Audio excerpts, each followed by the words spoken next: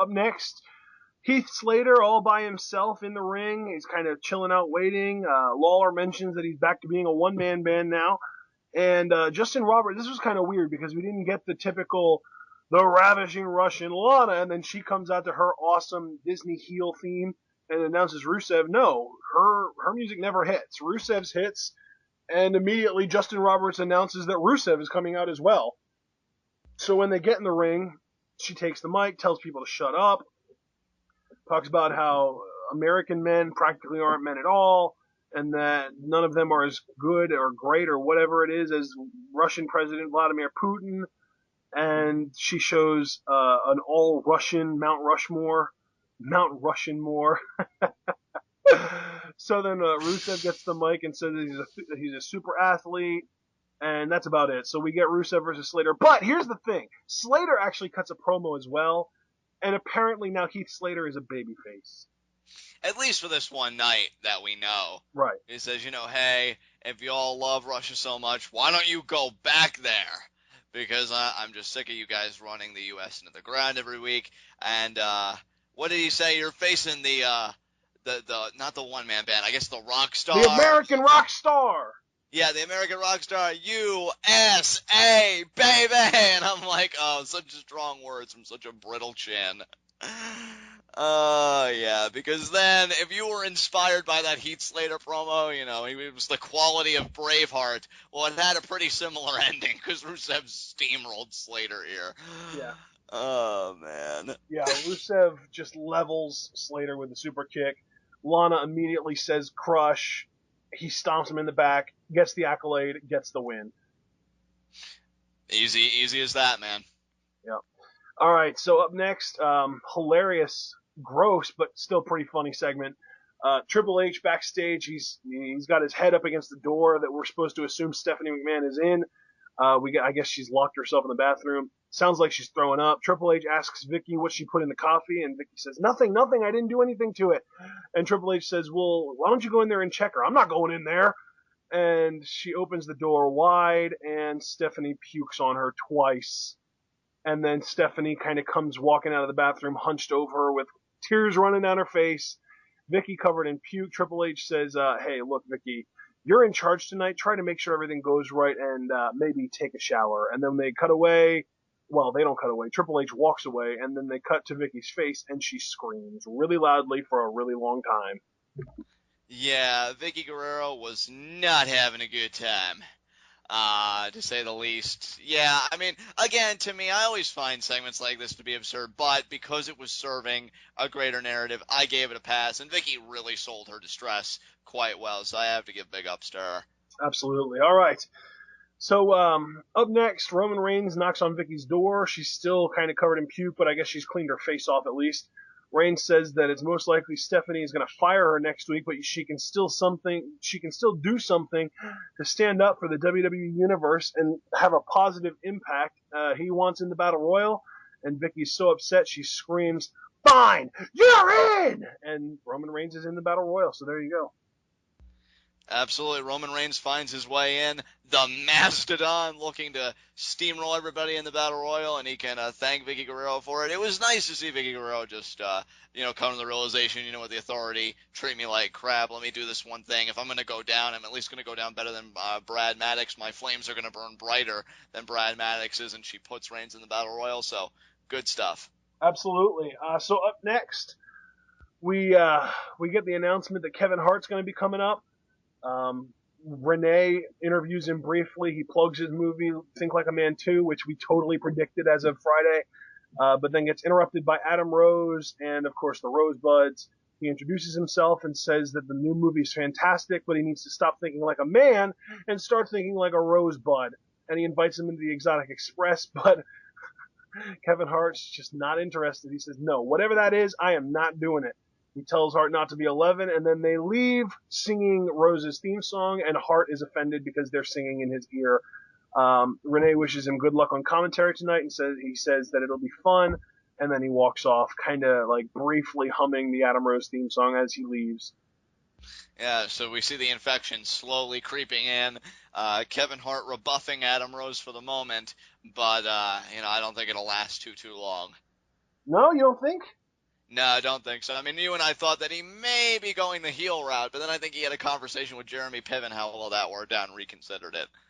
Yeah, yeah. Jeremy Piven did try that, didn't he? It's like, Kevin, I tried a crossbody and got caught by John Cena. It's not worth it, bro. Just go with the flow. So up next we had Fandango and Layla versus Summer Rae and Adam Rose. Kind of a strange bedfellows team going on there, but hey, it worked. And you know what? This makes sense because again, she was a part of the Exotic Express last week, dressed as the chicken. But honestly, like it wasn't that I was surprised, but it's just that I had read rumors all day on ODQ that because they were in Cleveland, we could expect them as his return from filming the Marine 4, seeing as how Summer was his co-star. I thought they might go that route, but I'm very glad they went with Adam Rose. Exotic Definitely. Express all day, every day. Um, Absolutely. yeah, and it doesn't take long for this match to break down into a one-on-one affair, does it, Ashton? Right. I mean, we open up with the two guys. They lock up. They go to the corner, and next thing you know, Layla tags in. She gets a good slap on Rose, and then Summer comes in and does her version of a Thez press on Layla.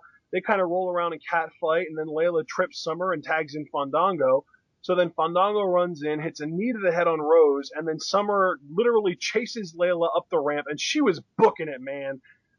So they head up the ramp to the back, and next thing you know, Adam Rose hits his finisher, the party foul, and picks up the win for his team. So Summer Rae officially defeated Layla tonight. Congratulations to her. Absolutely. Summer Rae getting a measure of retribution on Layla, but certainly I don't think their issues are over. And Adam Rose, one-on-one situation again with Fandango, picks up the win with the party foul. The great thing to note, the crowd loved Adam Rose tonight. They were singing his Loved him. theme song. Singing his theme song. I think he was singing to himself, do we have to leave Cleveland? This Yeah. place loves me. This After the match was way too short. Yeah, definitely. Adam Rose wanted to savor it, man. He deserves it, quite frankly, in my view. Quite frankly, are you a Quite, heel? quite frankly, all day, every day. Just like my support for guys like Adam Rose here. But after the match, we see the Exotic Express. They're all celebrating. Kevin Hart, I think, comes and him and Adam Rose, I think, are just kind of exchanging looks. But ultimately, Kevin Hart does decide to be a Rosebud. They allow themselves together to be body surfed by the Exotic Express. I mean, it was fun. To me, the only funny part about this was that the Exotic Express singing Adam Rose's theme song was actually out of tune with Adam Rose's theme song as it was playing. Right. Like they were whoa oh, oh, and then the other one was already at the whoa. Like it was completely off. It was actually quite hilarious and almost embarrassing for them. Like seriously, get a listening job, guys. I have to. Wow, that was great. I have to commend though WWE for how they utilized Kevin Hart, because we remember, wasn't it 2009 when the guest host was Yes, bad? don't bring it up. Yeah, but they've I think really learned from that, and they've learned that when you tone down what they do and you keep it as innocuous as possible, then not only is it tolerable, but at times it can be quite enjoyable. And I enjoy this. I don't think Kevin Hart got overused. He wasn't in our faces until this point in the show, and then we never saw him again after that. Exactly. And they got their plug for his movie in. They didn't need to spend the entire freaking show just freaking shoving it in our faces. Oh my God, Kevin Hart's new movie. Oh my God, Think Like a Man too. They didn't need to. They did it this one segment and that's it. And they even said 2 or 3 times throughout the course of the first hour and a half or 2 hours of the show, Kevin Hart's going to be on tonight to plug his new movie. And you know what? I'm okay with that. It didn't bother me. So yeah, definitely stick with this format when you bring in guest hosts in the future, unless they actually are like legitimate guest hosts. Like I'll even go as far as to say like Hugh Jackman or Freddie Prinze Jr., guys that are actually like into the business and not just kind of there to plug something.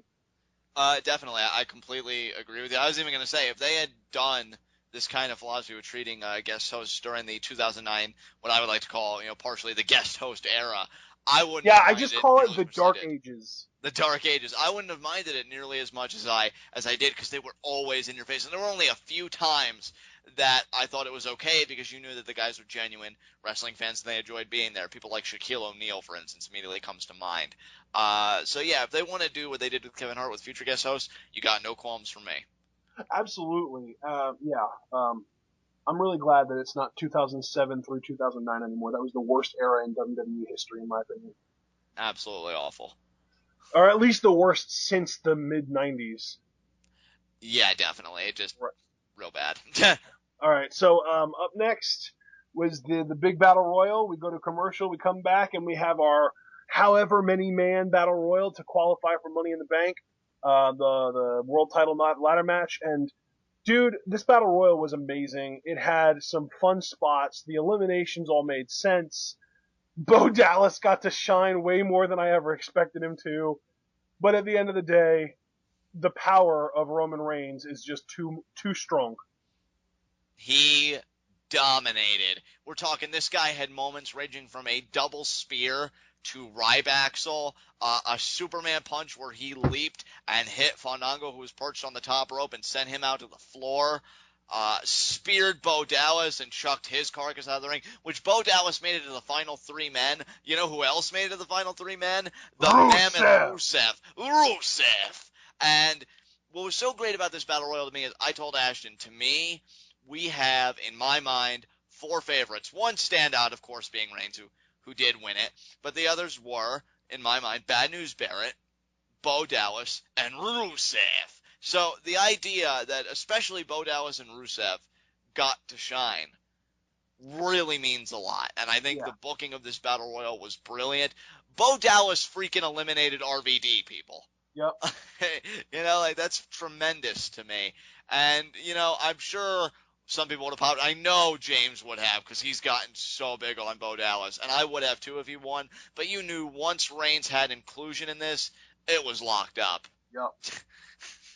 Yeah, but it's terrific because I love Roman Reigns. I haven't gotten tired of him. I think he's fun. I love his offense. Great performer. And, that torch, man, getting closer and closer to it. And at Money in the Bank, I mean, he is in a sea of competitors, and I think he's really going to be able to shine. Absolutely. All right. So this was awesome. And Reigns winning, honestly, dude, to me, the biggest pop of the night was when it came down to Rusev and Reigns and they faced off. That was awesome. Well, that just shows you how much heel heat, first of all, that Rusev has generated, and second of all, just how over Roman Reigns is. People want to get behind him because he's a beast. He's a destroyer. Like, he goes in there and he tears the world apart. And the idea that the world, in this case, his opposition, was Rusev, I think makes it all the better because, they were tired of his anti-USA rhetoric. And I guess you don't get any more Americana in their eyes than the Shield and Roman Reigns. And it was a great standoff. And what I loved about this, too, Ashton, and let me just point out one more thing. They made Rusev look tremendous here because not only did he get legitimate offense on Reigns, but he actually had a save at one point in this Battle Royal because Roman Reigns had him in the Samoan draw position, or the fireman's carry position, I think is more accurate. And he tries sending him over the ropes. Any other big man, I feel like Roman Reigns would have won the match simply by doing that maneuver. Rusev actually has the foresight to grab the ropes. So he survived that, and it wasn't until that Reigns actually went to the well with a Superman punch that he eliminated Rusev. So Rusev looked incredibly strong in defeat. Definitely, dude. I mean, Rusev, I'm telling you, man, how do I put this? I feel like Rusev needs to get a title very soon. Yeah, well, Sheamus is still a babyface. I wouldn't mind Rusev taking the U.S. title off Sheamus, honestly. Yeah, I agree. That's really the best bet at this point because, man, I mean, you said Bray Wyatt was your favorite heel. I think that Rusev might be the top heel in the company right now. Wow.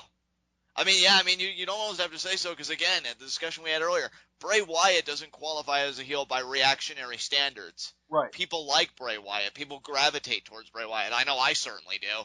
And to me, him winning the U.S. Championship, because, see, Ashton, I've gotten your logic when we talk about Rusev winning a world title before, but I'm going to be honest with you, as much sense as you make, the prospect of it still scares me. So I think him getting the U.S. Championship is the perfect middle ground for everybody.